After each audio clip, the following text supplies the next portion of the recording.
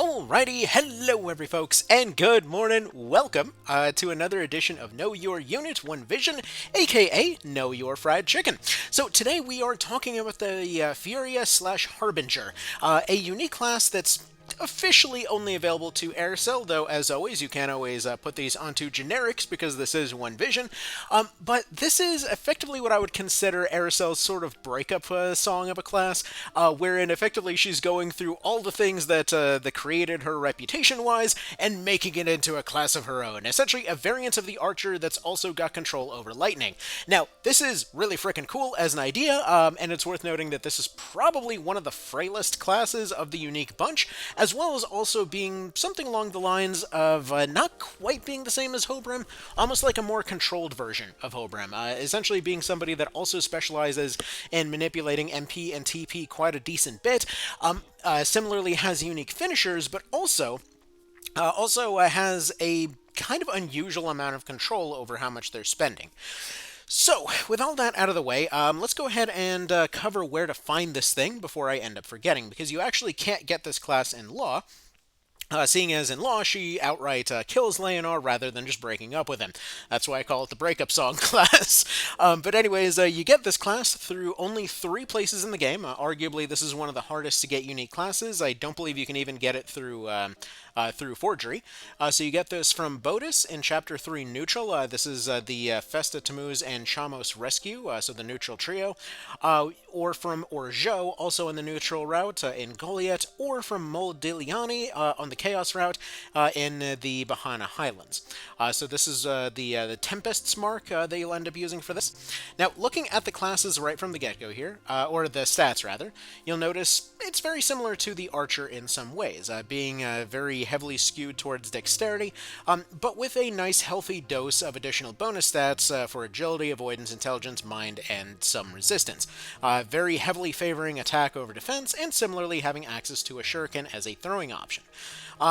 This is a class that you'll notice shows up as a generic Archer here, because in my particular route, I ended up going and putting this on a generic, simply put because I have, Aircell was dead on this particular playthrough, so I just didn't have her available. And so to that end, we've got this one right here. So we're going to start off looking over at the skills, but what I want to point out is that this is probably one of the most heavily filled potential finisher bar that you could have, being a pretty insanely high amount of finishers depending on how you decide to build them. There's a lot of different ways that the Furia can potentially go, but I'm just going to try to go over a few of them here, because interestingly enough, she can actually be a full-on dagger fighter if you'd prefer, though it's not necessarily always the best way to do things, but again, it's potentially an option. I personally read it as a little bit of a stubborn because I wanted to kind of set up. But let's get into this here, because one of those running themes that those Furia finishers will end up bringing in later is that this lady absolutely loves to steal MP. She is a thorough mind destroyer. And additionally has dragon abilities. So yeah, there's a lot to discuss here. All right. So starting at the very top here, she has access to magic, but only lightning magic and only in extremely limited quantities rather. She gets access to all 3 tiers of Thunder Flare, Stun Bomb, Rattle, as well as Storm's End, which is a spell that is completely unique to her. So basically, she's got the entire list more or less over here, barring Thunder Flare 3 because I haven't gotten it on the save file yet. So Storm's End is basically Apocrypha. It's more or less the same as the old Tonitrus explosion. However, it's essentially going to explode in an area as well as removing half of their TP. This is her kind of bread and butter well, not necessarily bread and butter. This is the full-on loaf of can opener moves, being something of a nutcracker, where a lot of her other abilities are more for kind of day-to-day sustenance. Storm's End is basically when you go and target an entire clump and just render them completely useless.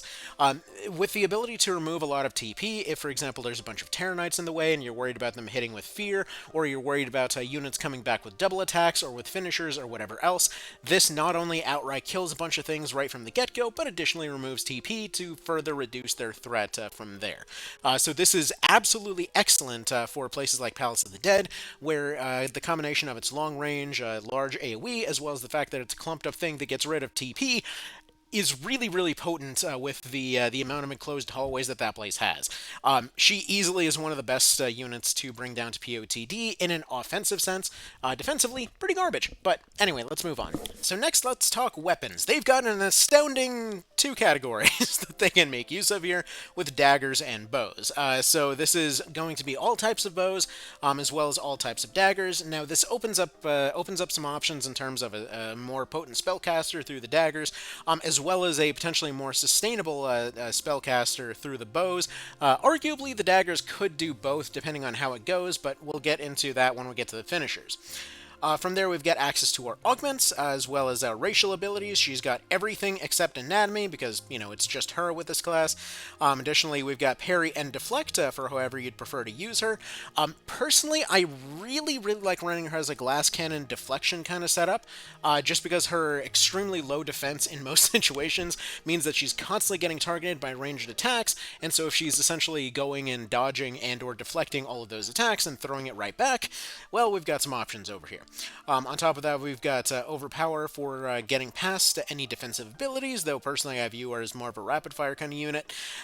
We've got Counter Hit, Bash, as well as Clarity and Efficacy for the purpose of reducing cost of spells. This is especially noticeable, or notable in the when it comes to using Storm's End, considering you can put it down to 85 rather than 100. It is one of the most expensive spells in the game.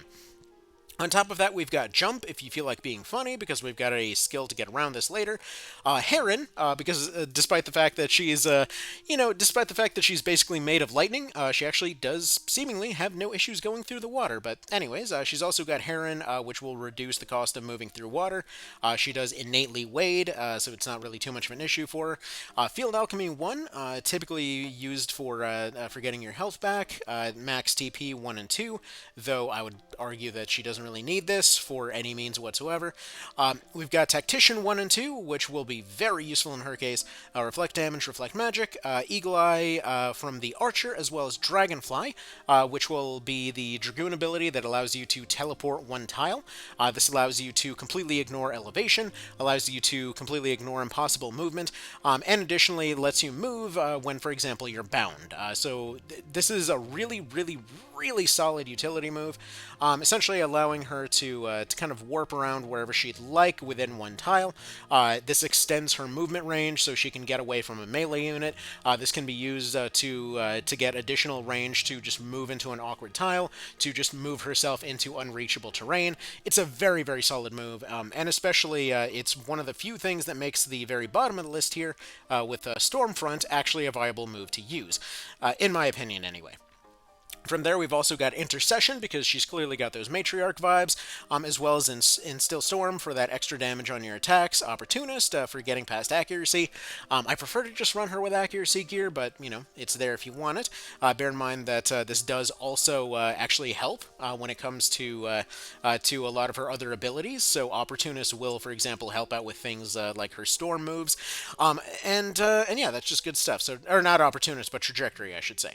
Opportunist just allows you to get past flank. Then we've got Absorb MP, which is potentially also useful, but it depends. And then your typical selection of wards, as well as Stormfront, which is the same as the dragon move. So basically, she has a dragon breath explosion that she has. So a lot of AoE lightning explosions. She's all about shocking people, apparently. Now let's go ahead and talk about those unique finishers, because this is again another one of those interesting things about this class.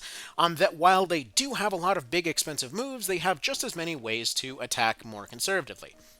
One of those being Conduit.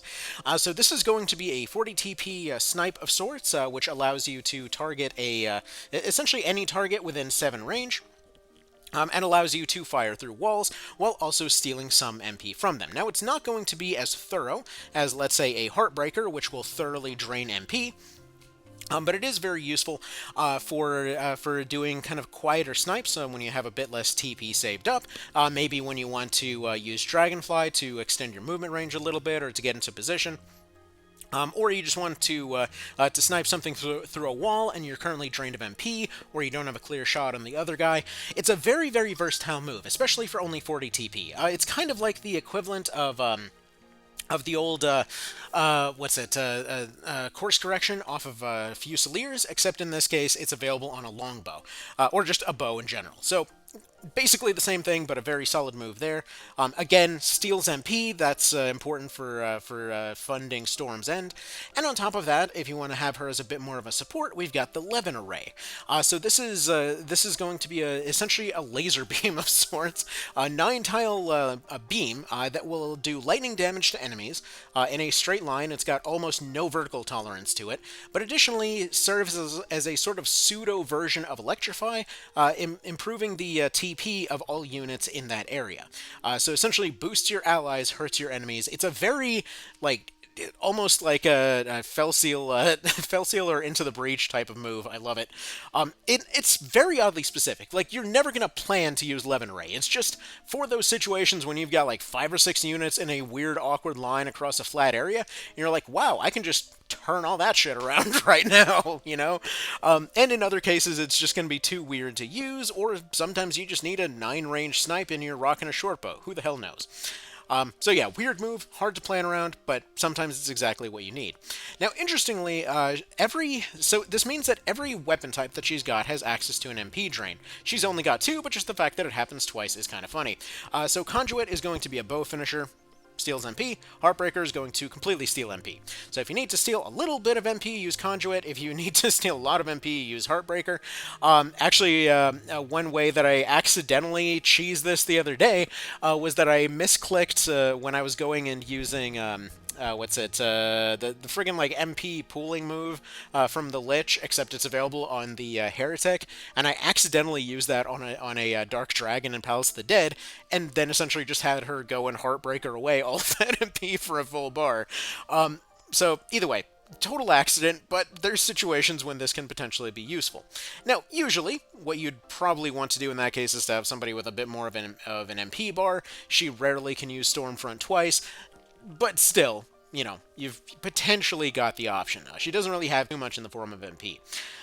Okay, so lots of finishers. Most of those finishers are going to be, with exception to Mesmerize, are going to be accuracy based, so you don't necessarily need a ton of TP, meaning that conserving MP to just reach 100 for those guaranteed status effects might be exactly what you're using this for.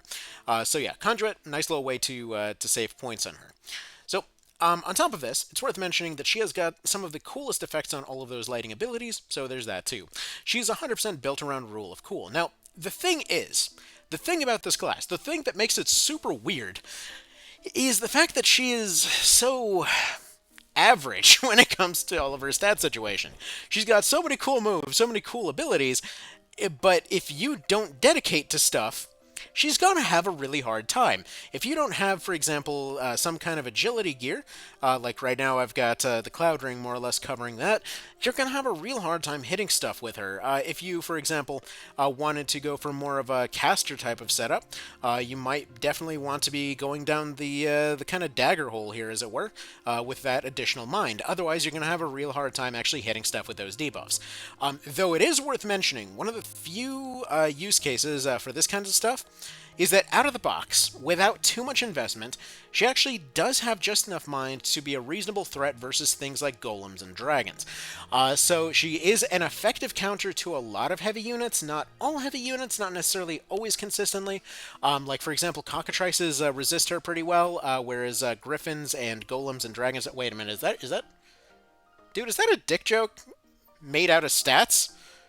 Anyway, I hope not, but that is a hilarious coincidence. Anyway, so yeah, for some reason, chickens will have an easier time resisting a lot of her debuffs than the other ones. Maybe it's just some weird quirk of the altered chickens in Palace of the Dead. I don't know, but that's hilarious. Anyway.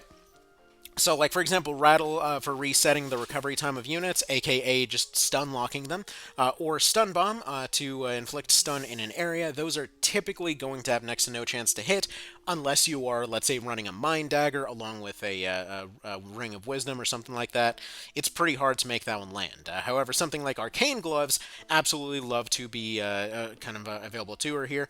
Her evasion, without proper evasion gear, is pretty dicey, to be completely honest.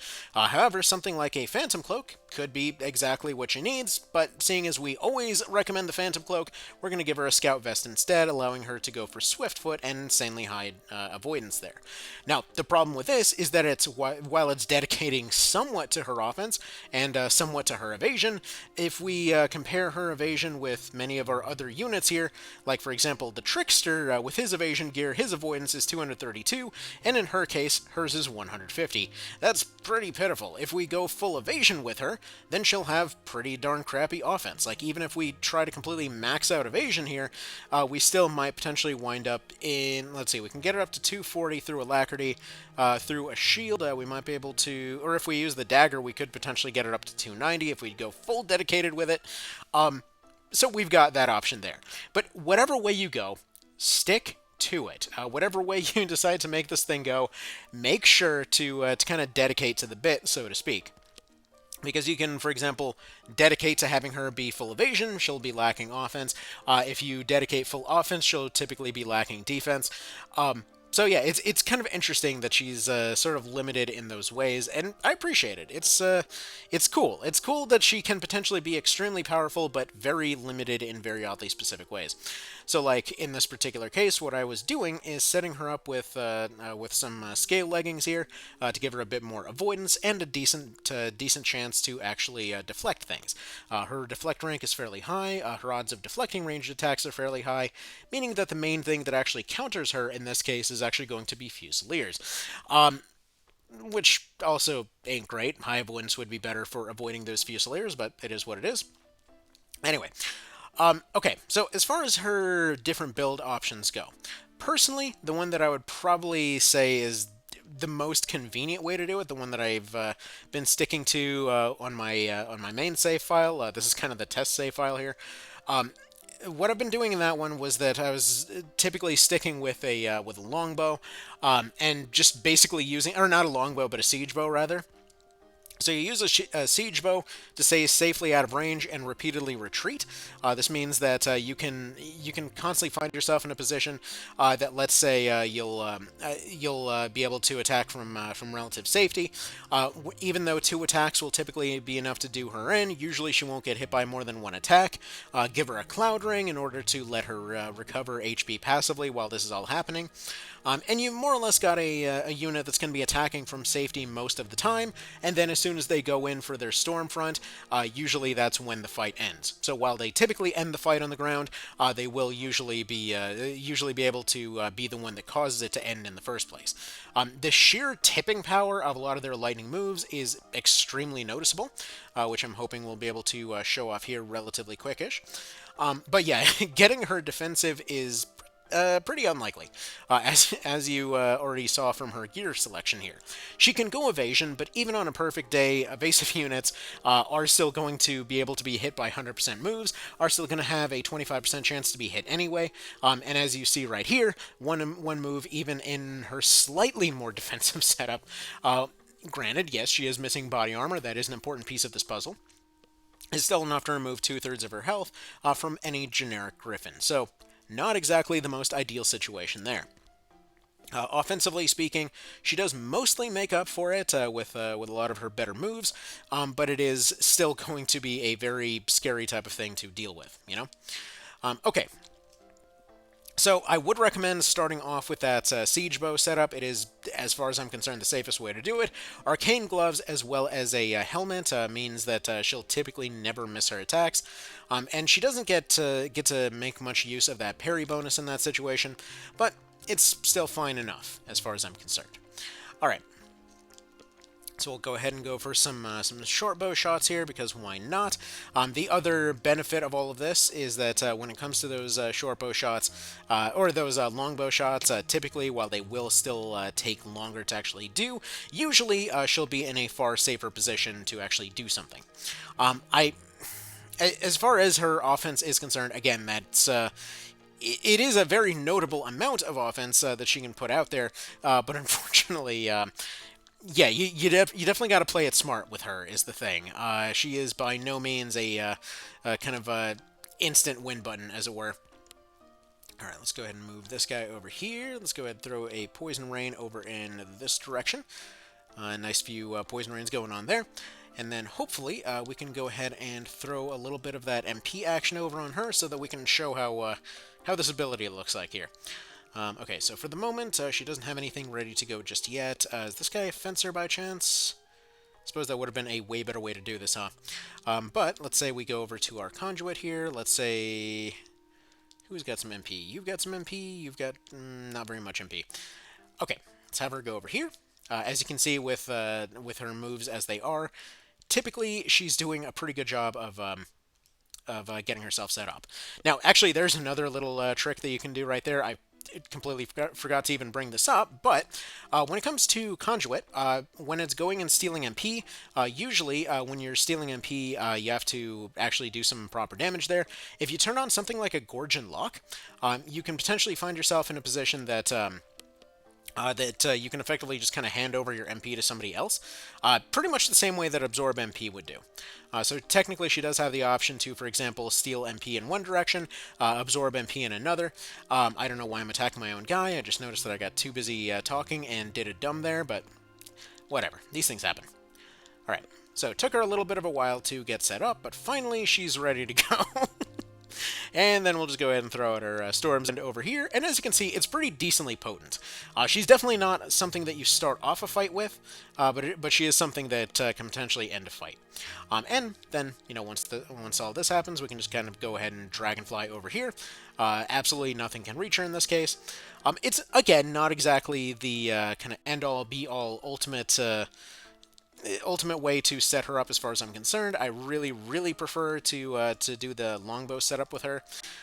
Just seems a little bit safer in my opinion, though arguably this is going to give you a few more tools to play around with. So like this is what I've been running around mostly. So I've been running around a Nimbus bow because it's got access to a lizard bonus. More often than not, she does have a pretty decent chance of running into those. Nothing wrong with running a Suzumaki here for the basically same thing. Technically might get a decent bit more power out of it due to the fact that it's lightning. So we'll go ahead and slap that sucker on there right now. I personally found that lizard bonus pretty notable, but again, we want to make sure that at the very least she's consistently landing her hits, even if she's not necessarily that good at surviving them. So what I was doing in this case was forgetting the whole defense thing entirely, going full glass cannon with her. We've got that really long range on account of having a siege bow. We'll get rid of daggers entirely. We'll go ahead and set up a bash in order to knock units away. We'll then go ahead and get rid of deflect entirely. We'll go ahead and put in a Stormfront. So one thing that's worth noting on Stormfront is that it is useful defensively as well. So for example, with a combination of Dragonfly, she will oftentimes, let's say, find herself in a situation that she ends up taking a huge amount of her bar, and so she ends up getting like 100 TP right away, right? And let's say you electrify that, you give her a full bar. You will have those situations where you'll end up getting run down by multiple units, and you see that she's about to get taken out. You can, for example, throw out a Stormfront, which, just like her other unique finishers, will always do the same amount of TP rather than scaling. So most of those finishers will scale, but most of those set amounts will obviously be set amounts. So for example, Conduit will always be 40, Levin Array will always be 60, Stormfront will always be 100. Even though it is a Dragon's Breath move, effectively what you're doing is an AoE nuke, potentially stunning multiple units. Its recovery time, though, is very low, meaning that you can use it to run away, Dragonfly for an additional few steps there, and now you're potentially completely safe from those units. You haven't taken as much recovery time as some of those other moves, and potentially could then follow up by going back in with something like a Storm's End, because you haven't used MP that turn. So, is she a tricky unit to use? Absolutely.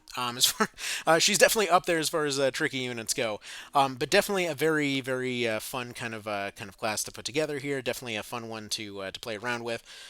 One hell of a powerhouse, depending on who you've got on your team. Like, if you've got a ranged element whatsoever, typically she's going to function very well alongside them. That was a really weird way to emphasize that, but whatever. When it comes to being able to back up melee units, she'll do that job great, typically drawing units out. And when it comes to keeping herself safe, usually she's pretty good at being self-sufficient, usually hanging out in the back row there, and just kind of doing her own thing. Very useful to, let's say, have somebody going and supporting her with some other abilities here, or just giving her items or what have you. But she is somebody that's going to benefit an absolute ton from any kind of assistance that let's say, somebody like a Necromancer can provide with something like a charge. One charge is enough to keep her running herself normally, pretty much through almost any fight.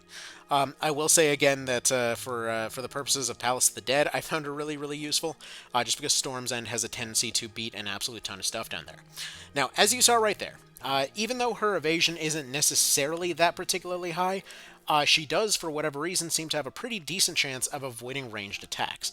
So oftentimes, I find that she's actually pretty good at dishing out range damage while set up like this, for whatever reason. If you can give her, let's say, a sidestep buff, so like normally what I would do is have an archer next to her, have them turn on Eagle Eye, and then with sidestep, she actually has decent enough ranged avoidance to be a pretty functional threat versus even Fusiliers. So oftentimes they'll go in, they'll go for the snipe, they'll go ahead and miss, and then she'll end up going and getting a free counterattack. Another one of those reasons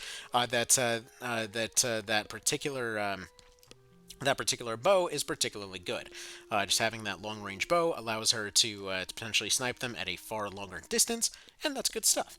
So, that is, that's about that as far as the Furia is concerned. Definitely more on the Halloween-themed side of things here today. Now, wait a minute, hold on, but she's just angry at her boyfriend. Yes, correct, and there's nothing scarier in this world than those situations when you've managed to go and piss off your spouse, let's be completely honest. You can get all those liches and skeletons and whatever else, but you haven't known true fear until you've put yourself into that situation by mistake. Oftentimes, not even knowing what you just did. Alright, anyways, so that is more or less about that. So y'all have yourselves a good one. Let me know if you have any further questions. And yeah, try out the Furia/Harbinger whenever you're feeling like trying them out, I guess, and or have Aircell in your party. Except only kind of 2/3 of the time, maybe? Anyway, that's about that. Y'all have yourselves a good one. Take care, and have yourself a happy Halloween. Later.